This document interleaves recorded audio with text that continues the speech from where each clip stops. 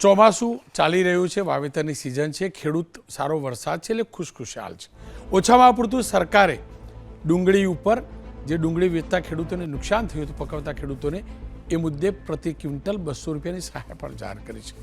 પણ દર વખતે સહાય જે જાહેર કરીએ છીએ, જે યોજના જાહેર કરીએ છીએ, એ પહોંચે છે કે નથી પહોંચતી એની સમીક્ષા કરવી જરૂરી છે. ખેડૂતોને પાકનું રક્ષણ થાય તે માટે સરકારની યોજના છે તાર ફેન્સિંગ યોજના, અને એ અમલમાં મૂકી છે. પરંતુ સ્થાનિક ખેતીવાડી વિભાગની બેદરકારીના કારણે 5 મહિના બાદ પણ ખેડૂતોને તાર ફેન્સિંગ યોજનાનો લાભ મળ્યો નથી તેવી ફરિયાદ ભાવનગર જિલ્લામાં 2024-25માં ઓનલાઈન પોર્ટલ પર અરજી કરી સિલેક્ટ થયેલ 1948 ખેડૂતો કરી રહ્યા છે. તાર ફેન્સિંગ યોજનાથી આજ દિન સુધી તેઓ વંચિત રહ્યા છે. 2 હેક્ટરથી વધુ જમીન ધરાવતા ખેડૂતો માટે આ યોજનાનો લાભ મળવાપાત્ર છે. જોકે સ્થાનિક ખેતીવાડી અધિકારીઓનું કહેવું છે કે આગામી દિવસોમાં ખેડૂતને લાભ મળી જશે, અને લાભ ત્યારે મળશે કે જ્યારે આખી સિઝન પતી ગઈ હશે. ખેડૂતે શું કહ્યું એ સાંભળી લઈએ, અને ભાવનગરના ખેતીવાડી અધિકારી શું કહ્યું એ પણ સાંભળી લઈએ. મેં 12મી ફેબ્રુઆરી અરજી કરેલી અને એના અનુસંધાને મને મે મહિનાની અંદર મંજૂરી મળી છે કે તાર ફેન્સિંગ તમારું મંજૂર થયું છે. પણ એના માટેના જે સર્વેની કામગીરી છે, પહેલાં સર્વે કરવાનો આવે છે, પછી પાછો સર્વે કરવાનો આવે છે. એ ચોમાસા દરમિયાન સર્વે આવ્યો. હવે એની અંદર અમે જૂની વાડ તો ઓલરેડી કરેલી જ હોય, કાંટાની વાડ હોય, તારની વાડ હોય, ગમે વાડ હોય, પણ એ વાડની અંદર અમે અમારે પોતાની રીતે રક્ષણ માટે કરેલી હોય.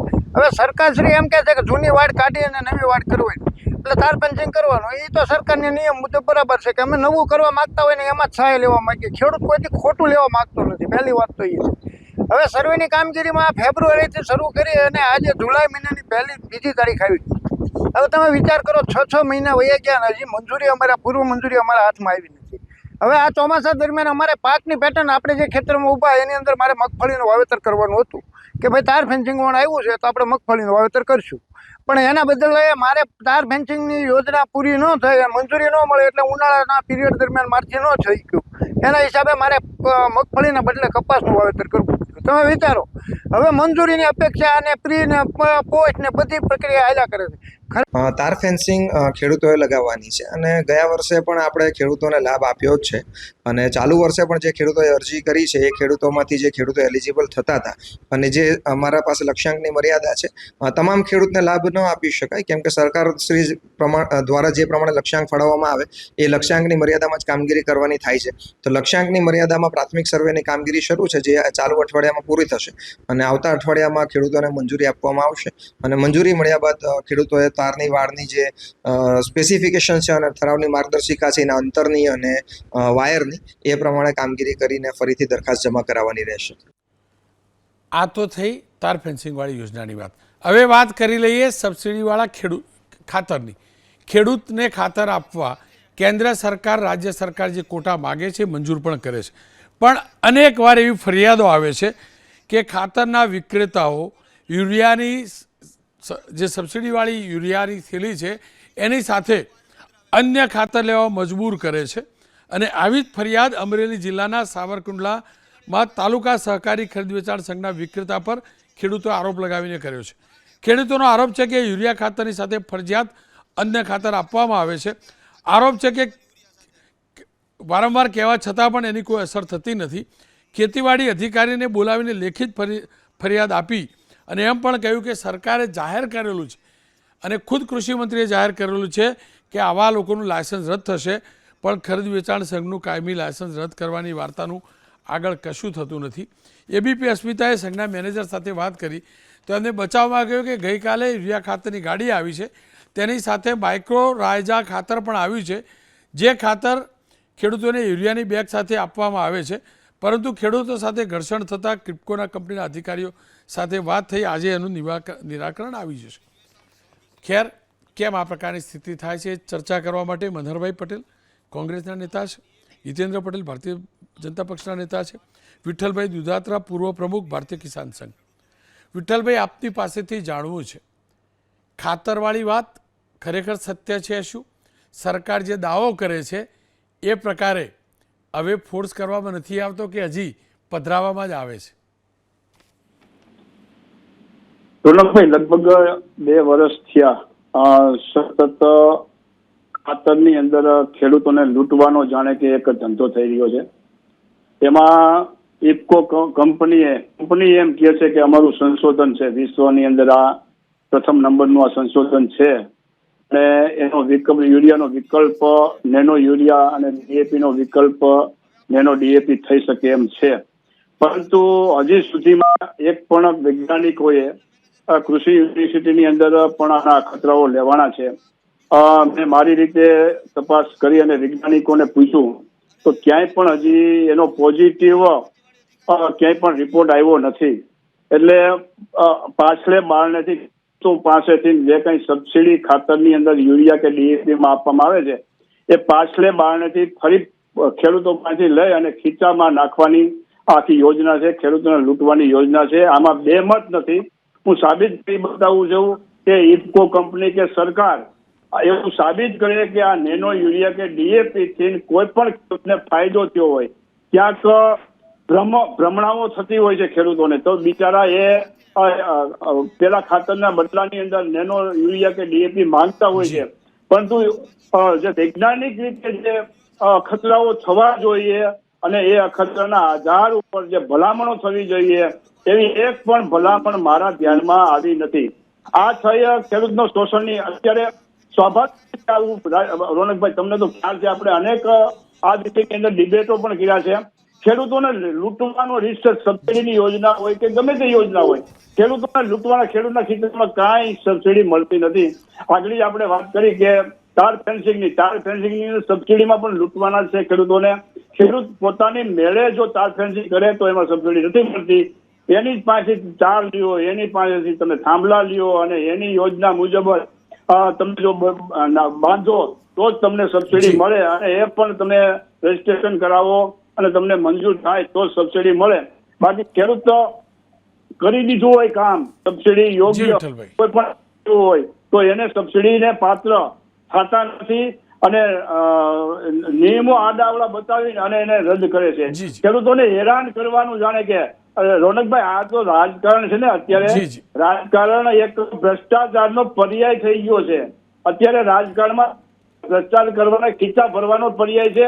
કંપનીઓ પાસેથી ભાગીદારી અને મંડળીઓને દબાવવા, સરકારી મંડળીઓ આમ જોવો તો પ્રવક્તાઓ જ બની ગઈ છે સરકારની, કારણ કે સરકાર પાસેથી યુરિયા ખાતર મતો આપવા અને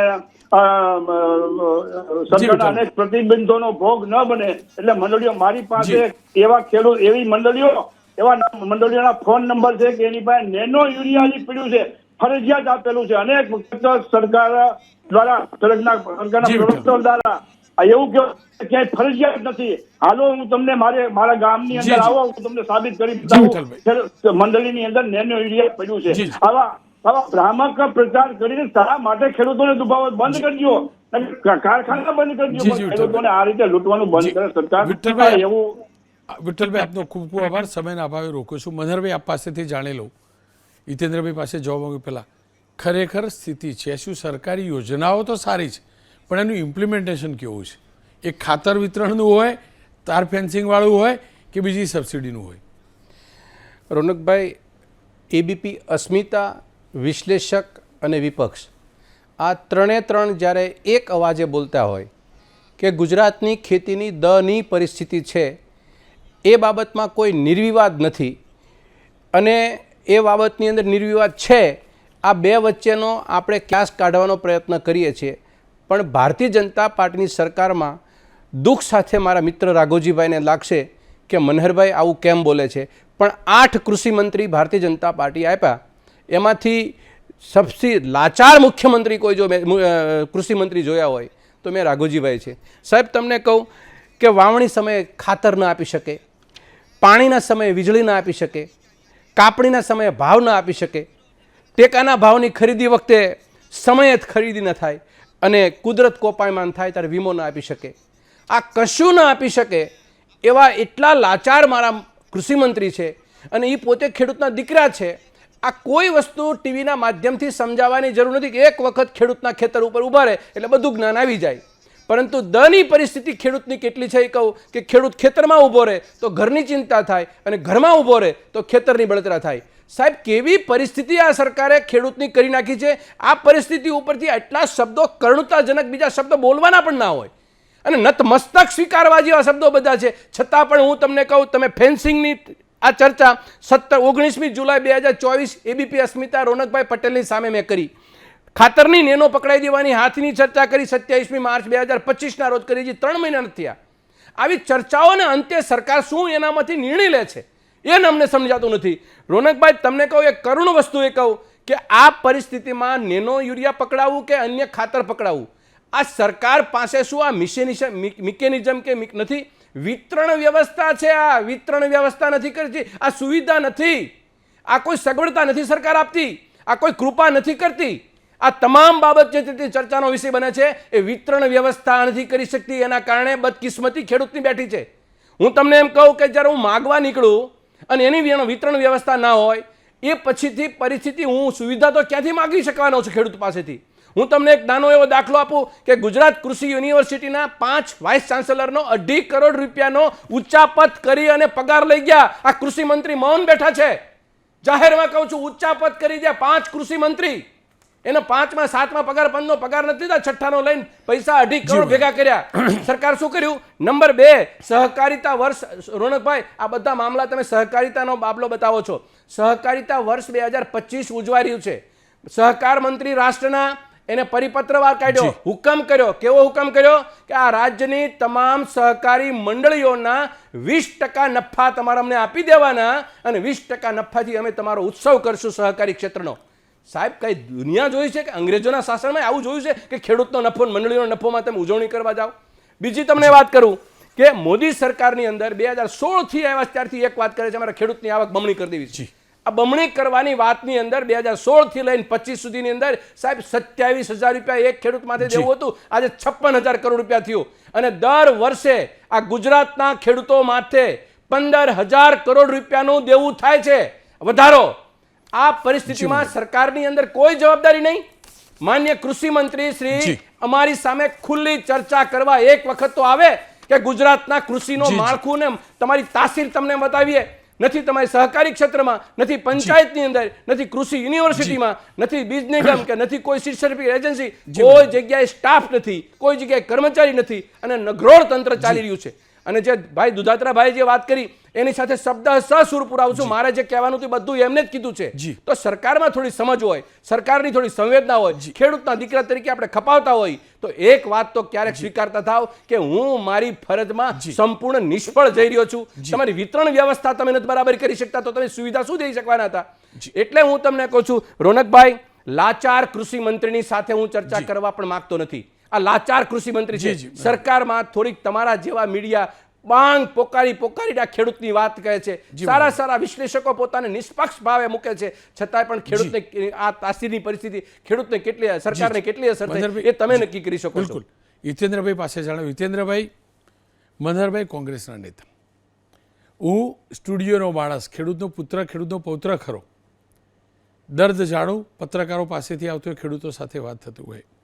પણ વિઠ્ઠલભાઈ દુધાત્રા જે સંગઠન, એમને વિશ્લેષકોને વિશ્લેષક તરીકે મેં નહીં જોડેલા, જે સંગઠનમાંથી આવે છે એ સંગઠનની વાતો, કિસાન કોંગ્રેસની વાતો તમે નહીં લઈ જતા હોય સરકાર સુધી, પણ કિસાન સંઘની વાત તો લઈ જતા હશો ને. કિસાન સંઘના પૂર્વ પ્રમુખે આવું કહેવું પડતું હોય તો એનાથી મોટું દુર્ભાગ્ય શું હોઈ શકે? જો તમને ગઈકાલે સારી વાત હું સારી કહીશ, ડુંગળી પકવતા ખેડૂતોને 3 આપવા જોતા હતા, એની જગ્યાએ 2 રૂપિયા આપો છો, સારી વાત છે. પણ એ સારી વાત વધુ ત્યારે હતી કે 3 મહિના પહેલાં જાહેરાત કરી, 3 મહિના મોડા જાહેરાત કરી. હું જાતે ગયો તો રાઘવજીભાઈને અભિનંદન આપવા કે એની જાહેરાત તો થઈ, સારાને સારું કહીશ. પણ યોજનાઓના અમલમાં વિલંબ થતો હોય, સરકાર વારંવાર કહેતી હોય કે આ પ્રકારે ખાતરની સાથે બીજું ખાતર નથી અપાતું અને આપે તો મંડળી વિરુદ્ધ કાર્યવાહી થશે, પણ જો કશું ન થતું હોય, આવું તો ન હોઈ શકે ને, આવું તો ન હોઈ શકે ને. અને હું બીજું તમને કહું, મનહરભાઈ ભલે લાચાર કીધા હોય, હું રાઘવજીભાઈને જાણું છું, રાઘવજીભાઈ મહેનત કરે છે, પણ એ લાચાર થઈ એટલે જાય છે કે અધિકારીઓ જે છે ને એ કૃષિ વિભાગના કે નાણાં વિભાગના, ત્યાં ફાઇલ કેટલી ધીમી ચાલે છે હું જાણું છું. આવું તો ના હોય ને સાહેબ, આવું તો ના હોય ને.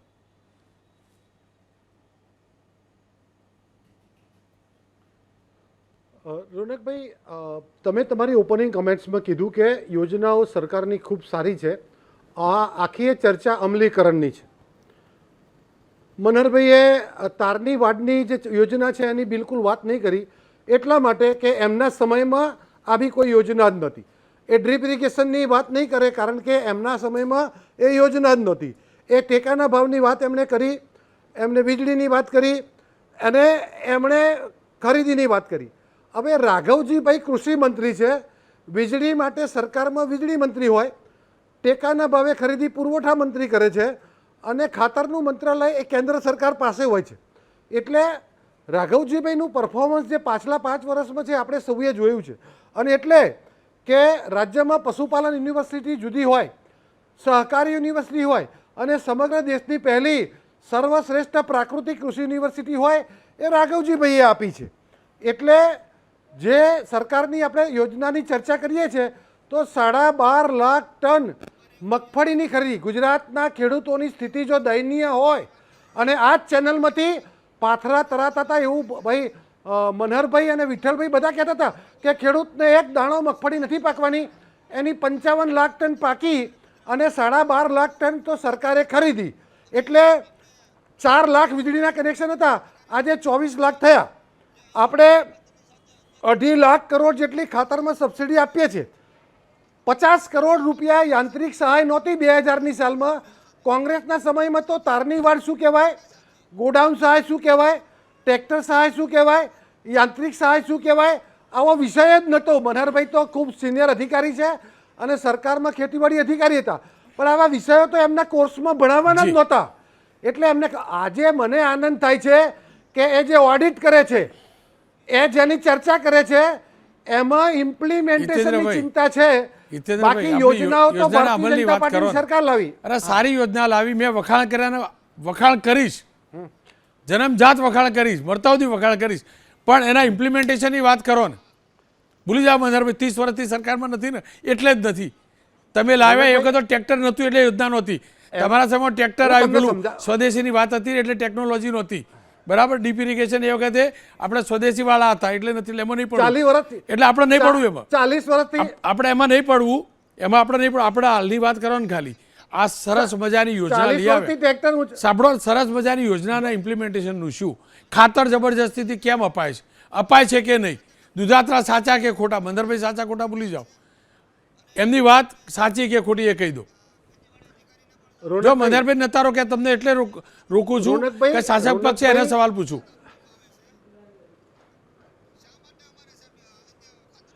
રોનકભાઈ, આજે છે ને મને 60 વર્ષ થયા, 40 વર્ષથી હું ટ્રેક્ટર ચલાવું છું. એટલે ટ્રેક્ટર નહોતું એવું નહોતું, એટલે ઓછું હતું ભાઈ, હતું બરાબર, ઓછું હતું. અમીર તમારા જેવા અમીર ખેડૂતોના ત્યાં જ હતું, તમારા જેવા અમીર ખેડૂતોના ત્યાં જ હતું, ગરીબ ખેડૂતોના ત્યાં નહોતું. આગળ કહી દો પેલી આ જે ઇમ્પ્લિમેન્ટેશન વાળી વાત કહી દો ને. જો તારની વાડમાં સરકારની દાનત એટલી ક્લિયર હતી એટલા માટે યોજના સૌથી પહેલી સમગ્ર દેશમાં તારની વાડની ગુજરાત સરકારે મૂકી. આ ગુજરાત સરકારે શરૂઆતમાં 20 હેક્ટર માટે આ યોજના મૂકી હતી, એ પછી 10 હેક્ટરમાં કરી, પછી 5 હેક્ટર કરી અને તમે બધાની જે રજૂઆત હતી એના આધારે માત્ર 2 હેક્ટરમાં પણ ખેડૂતને સહાય મળે એવી વ્યવસ્થા આપણે કરી છે. તમે જુઓ, અહીંયા જે ખેડૂતે રજૂઆત કરી હતી એણે એવું કીધું કે મને મે મહિનામાં મંજૂરી મળી છે. હવે મે મહિનો અને 15 તારીખથી આજ સુધી વરસાદ બંધ નથી થયો. બોલો કેવી રીતે મંજૂરી આપવાની? અને મંજૂરી આપીએ તો એને 3 મહિનામાં વાડ કરવી પડે અને ચોમાસામાં વાડ થઈ ના શકે. યુરિયાવાળી વાત કરી લઈએ, ચલો ડિલે થવાનું. યુરિયાવાળી વાત કરી લો. જો રાજ્ય સરકારે અહીંયા સૌથી પહેલાં એક વાત કહું કે વિઠ્ઠલભાઈએ જે આક્ષેપ કર્યો કે ખેડૂતોને ખોટું વળગાડે છે એ બિલકુલ નોટિસ મોકલાવો સરકારમાંથી વિઠ્ઠલભાઈ. આ ખેતી જે નોટિસ મોકલાવી દો તમે. આ ક્રિપકો ઇફકોન કહી દો, નોટિસ મોકલાવી દે. ગેરમાર્ગે દોડતા હોય તો આપણે વાત કરો ને કે આપવામાં જોડે આવશ્યક નથી આવતું. હું રોનકભાઈ એ જ વાત કરું છું કે સરકાર એ કોઈ ખાતર વેચતી નથી. ઇફકો વેચે છે એ ખેડૂતોની સંસ્થા છે, ક્રિપકો વેચે છે એ ખેડૂતોની સંસ્થા છે. એટલે જે જીએસએફસી છે, જીએનએફસી છે એ સરકારી સંસ્થા અને ખેડૂતોના શેરહોલ્ડર છે. એટલે અહીંયા કોઈ પણ માણસ ભ્રષ્ટાચાર કરે નહીં કોઈ રોનકભાઈ કોઈ ખાનગી જી, સંસ્થા છે નહીં કે પૂરું- જે ખોટું કરે છે. જી, જી, પૂરું કરી હા, લો. સમય- ખેડૂતોને નેનો યુરિયા આપવું કે ખાનગી ખાતર જી. આપવું એ ખોટી બાબત છે. બિલકુલ. રાજ્ય સરકારે પણ મનાઈ કરેલી છે. જી, જી. આજે દિલીપભાઈએ પણ ના પાડી છે અને કોઈ પણ આવા પ્રકારની જી, પ્રેક્ટિસ તેજલભાઈ. કરતી હોય તો સરકાર એની સામે છે. જી, જી, બિલકુલ. પણ કોઈ ખાનગી કંપનીને ફાયદો કરવા માટે ના, ના, આવું કંઈ છે બિલકુલ, નહીં. બિલકુલ. અમારી સંસ્થા જીતેન્દ્રભાઈ, છે સમયનો- એ બનાવે છે અને એ વેચે છે. જીતેન્દ્રભાઈ, સમયનો અભાવ છે, કારણ કે સમયનો અભાવ બે રીતે છે. એક તો મારે બીજા સબ્જેક્ટ ઉપર જવું. તમે આજે બર્થડે બોય છો, પરિવાર જોડે રહેવાનું હોય છે, પરિવાર જોડે રહેજો. પણ આ નેનો એરિયા જબરજસ્તીથી આપતા હોય ને તો તમે કહો તો ખેડૂતનો ફોન આવે એટલે તમારો નંબર આપું ને તમારો નંબર ફરિયાદ દાખલ કરાવીશું ને આપણે જોડે રહીને. એટલી મદદ કરશો ને તમે ખેડૂતને. 60 પૂરા થયા, 61માં એટલી તો મદદ કરશો ને. ફરિયાદ દાખલ કરાવવા જઈશું આપણે. જે તે રાઘવજીભાઈએ કહ્યું હતું, બધા દિલીપભાઈએ કહ્યું, કરીએ ને આપણે બે ઠેકો લઈ લઈએ ને, ફરિયાદ દાખલ કરાવડાવવાનું. હું આવું જોડે, નહીં ટૂંકમાં કરી દેજો, પૂરું કરું. રોનકભાઈ, તમારી બિલકુલ સાથે આવા પ્રકારની કોઈ પણ જી. પ્રેક્ટિસમાં અથવા ખેડૂતોને મુશ્કેલી પડે જી. એવા સમય- કોઈ પણ જી, જી. અધિકારી સામે લડવા માટે જી, જી. આપણે સમય- તમારી સાથે મનહરભાઈની સાથે છીએ જી, જી. અને હંમેશા રહીશું. સમયનો અભાવ છે. આપ ત્રણેયનો આભાર ફરીથી કહીશ. એ હકીકત છે કે રાઘવજીભાઈ સતત પ્રયત્નશીલ છે. મનહરભાઈ ચોક્કસથી કીધું હશે, કોંગ્રેસ ભાજપના કારણે હું પર્સનલી જાણું છું, અનુભવું છું, અનેક યોજનાઓ વિશે વાત કરું છું. પણ એ પણ હકીકત છે કે યોજનાઓના અમલીકરણનો અમલ કરાવવામાં એ સફળ એટલે નથી થઈ શકતા કે સિસ્ટમ યોગ્ય નથી.